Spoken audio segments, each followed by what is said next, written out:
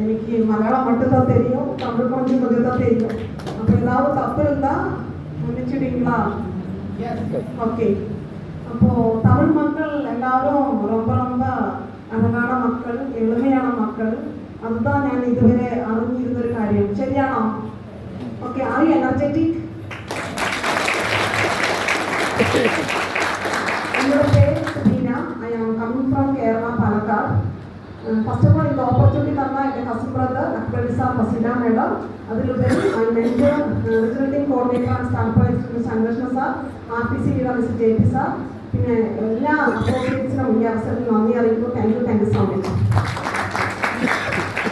ഒരു business start ചെയ്യുന്നതിന് മുൻപ് ഒരു B.Ed കംപ്ലീറ്റ് ചെയ്ത് PSC ചെയ്തുകൊണ്ടിരിക്കുമ്പോഴാണ് ഒരു ഓപ്പർച്യൂണിറ്റി കിട്ടിയത്. നിങ്ങൾക്ക് മലയാളം പുരിയുമാ? പുരിയുമാ? ഓക്കെ. ഞാൻ മലയാളത്താ പേசுறோம். തമിഴ് പറഞ്ഞ് ഞാൻ അതിനെ മോശമാക്കുന്നില്ല. ഓക്കെ. അപ്പോൾ B.Ed ചെയ്ത് PSC ചെയ്തുകൊണ്ടിരിക്കുമ്പോഴാണ് ഈ ഒരു ഓപ്പർച്യൂണിറ്റി കിട്ടുന്നത്. എന്നോട് കസിൻ ബ്രദർ നിരന്തരமாக ടോർച്ചർ பண்ணிட்டே இருந்தது. மீட்டிங் வா, ட்ரைனிங் வா, കുറേ பொருள் வாங்கிக்கிட்டா மட்டும் போதும், உனக்கு வந்து வீக்லி 2,10,000 രൂപ கிடைக்கும். നിങ്ങൾ നമ്പിട്ടാ? ഞാൻ നമ്പിക്കേ എന്തോ ആച്ച് എന്ന് ഞാൻ നിனைச்சேன். ഓക്കെ. അപ്പോൾ ആ സമയത്ത് ലാസ്റ്റ് ഇയർ ഡിസ്റ്റർബ് താങ്ങ മുടിയില്ലേ.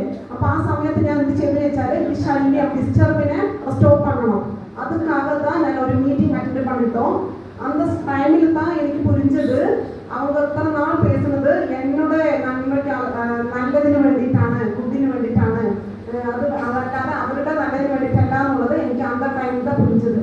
ആ ടൈമിൽ வந்து ഞാൻ കൊറോണ ടൈമിൽ தான் ബിസിനസ് ആയിട്ട് സ്റ്റാർട്ട് பண்ணிருக்கு. ഓക്കെ.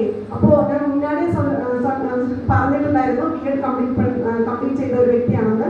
ആ സമയത്ത് ഒരു സ്കൂളിൽ ഒരു വേലയ്ക്ക് വേണ്ടി അന്വേഷിച്ച സമയത്ത് അവിടെ അറിയാൻ കഴിഞ്ഞത് 30 lakhs rupees ഇൻവെസ്റ്റ്മെന്റ്. ഒരു ജോബിന് വേണ്ടി ട്രൈ ചെയ്തപ്പോൾ, ടീച്ചർ വേലയ്ക്ക് വേണ്ടി ജോബിന് വേണ്ടി ട്രൈ பண்ணிയപ്പോൾ 30 lakhs ഇൻവെസ്റ്റ്മെന്റ് பண்ணணும். അത് எப்போ பண்ணணும் ചോദിച്ച സമയത്ത് இப்போ தான் இன்வெஸ்ட் பண்ணணும், ஆனால் ஆஃப்டர் 5 years கழிஞ்சு மட்டும்தான் നമുക്ക് വേല கிடைக்கும். ഹലോ, പുരിഞ്ചിതാ?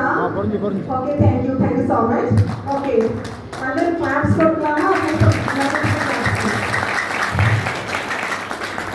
അപ്പോൾ ആ ടൈമിൽ வந்து മിഡിൽ ക്ലാസ് ഫാമിലി ലോൺ, അതായത് വായ്പ എടുത്തിട്ട് தான் 30 lakhs rupees നമ്മൾ ഉണ്ടാക്കണം. ആ ടൈമിൽ வந்து അവിടെ ഇൻവെസ്റ്റ്മെന്റ് ചെയ്യുന്ന സമയത്ത് ഞാൻ ആലോചിച്ചൊരു സമയമുണ്ട്. അതായത് 5 വർഷം നമുക്ക് വെയിറ്റ് ചെയ്യണം. ഒരു അപ്രോക്സിമേറ്റ്ലി ഒരു ഹൈസ്കൂൾ ടീച്ചർക്ക് കിട്ടുന്ന ഒരു എമൗണ്ട് ഇൻകം എന്ന് പറയുന്നത് ഒരു 50,000 rupees. 1 year വേല ചെയ്താൽ மட்டும்தான் 6 lakh rupees கிடைக்கும். ഓക്കെയാ? അപ്പോൾ அப்படி இருந்த ആ നിലമേൽ നമ്മൾ 5 years നമുക്ക് കിട്ടുന്ന ഇൻകത്തിൽ നിന്നും 1 rupees പോലും സെലവ് ചെയ്യാമ നീക്കി ഇരുന്നാൽ மட்டும்தான் 30 lakhs rupees 5 years കഴിഞ്ഞ സമയത്ത് നമുക്ക് കിട്ടും. അങ്ങനെ നോക്കുമ്പോൾ 5 years ഞാൻ വേലയ്ക്ക് വേണ്ടി, ജോബിന് വേണ്ടി വെയിറ്റ് ചെയ്തു.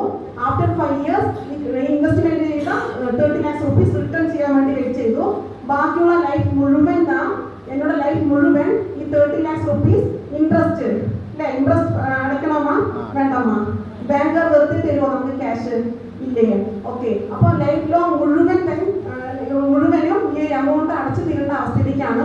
ആ സമയത്താണ് ഒരു മീറ്റിംഗ് അറ്റൻഡ് ചെയ്യുന്നത്. കാരണം അവിടെ പറയുന്നുണ്ടായ ഒരു ലീഡേഴ്സ് പറഞ്ഞൊരു കാര്യം, ഈ ഒരു ബിസിനസ് ഓപ്പർച്യൂണിറ്റി നിങ്ങളൊരു പ്രൊഫഷണൽ കോഴ്സ് പോലെ അറ്റൻഡ് ചെയ്യണമെന്നുണ്ടെങ്കിൽ, അതായത് ഡിഗ്രി കോഴ്സാണെങ്കിൽ 3 years. Thank you. എൻ്റെ ലാംഗ്വേജ് നിങ്ങൾ പുരിഞ്ഞത്.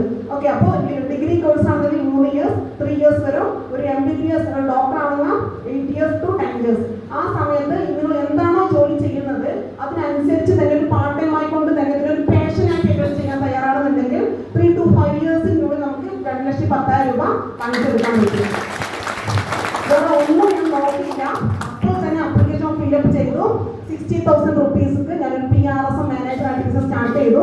കൊറോണ സമയത്താണ് ബിസിനസ് സ്റ്റാർട്ട് ചെയ്തത്.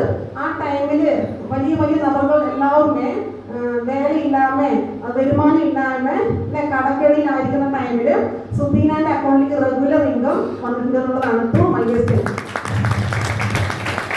കൊറോണ സമയത്ത് ലാപ്ടോപ്പ് വാങ്ങിച്ചു, മൊബൈൽ ഫോൺ വാങ്ങിച്ചു, സ്കൂട്ടി അച്ചീവ് ചെയ്തു. ഒരുപാട് ടീമിലേക്ക് മലയാളം അറിയുന്നവർ നല്ല ക്ലാസ് തരുന്നുണ്ട്, അറിയാത്തവർ ക്ലാസ് അപ്പോൾ ഇതിൻ്റെ ഓപ്പർച്യൂണിറ്റി എല്ലാവരും ഏറ്റെടുത്ത് ചെയ്യാം. നല്ലൊരു ഓപ്പർച്യൂണിറ്റിയാണ്. കാരണം ഇത്രയും പഠിച്ചിട്ടും ഞാൻ ഈ ഒരു വേല ചെയ്തിട്ടുണ്ടെങ്കിൽ, കാരണം ഒരു ശരാശരി ഒരു നമുക്ക് എത്ര ജോബ് ചെയ്യണമെന്നുണ്ടെങ്കിൽ ഒരു മാക്സിമം ഒരു വ്യക്തി ഒരു മാസം സമ്പാദിക്കുന്ന വ്യക്തിയാണെന്നുണ്ടെങ്കിൽ ഒരു മാസം 30,000 രൂപ അല്ലെ, ഒരു വർഷം സമ്പാദിക്കാം. 1 ഇയർ സമ്പാദിക്കണമെങ്കിൽ ഒരു വർഷം 3,60,000 രൂപ സമ്പാദിക്കണം. ഓക്കെയാണ്. പക്ഷെ 10 ഇയേഴ്സ് വർക്ക് ചെയ്താൽ மட்டும்தான் 30 lakhs rupees, 20 ഇയേഴ്സ് വർക്ക് ചെയ്താൽ மட்டும்தான் 72 lakhs rupees. அப்போ നിങ്ങൾ யோசிக்கணும் உங்கள் இன்கம் எப்படி இருக்கு, எவ்வளவு இருக்குன்னு யோசிക്കണം. അത് പണ്ടേ നിങ്ങൾ കാൽക്കുലേറ്റ് ചെയ്താൽ மட்டும்தான் എത്ര കാൽക്കുലേഷൻ ചെയ്യാൻ പറ്റും, നമ്മൾ ഇത്ര വർഷത്തിൽ എത്ര ഏൺ ചെയ്യാൻ പറ്റും എന്നുള്ളത്. അങ്ങനെ നോക്കിയ സമയത്ത് എൻ്റെ ഡ്രീം വന്ന് 3 to 4 crores ഡ്രീംസ്. വീട് വെക്കണം, മക്കളെ വിദ്യാഭ്യാസം, എഡ്യൂക്കേഷൻ അങ്ങനെയൊക്കെ നോക്കുന്ന സമയത്ത് ഈ ഒരു ജോലി மட்டும்தான் ഞാൻ ചെയ്തിട്ടുണ്ടായിരുന്നെങ്കിൽ കോടികൾ എനിക്ക് കടമായിട്ട് മാറിയിട്ടുണ്ടാവും. മനസ്സിലായോ?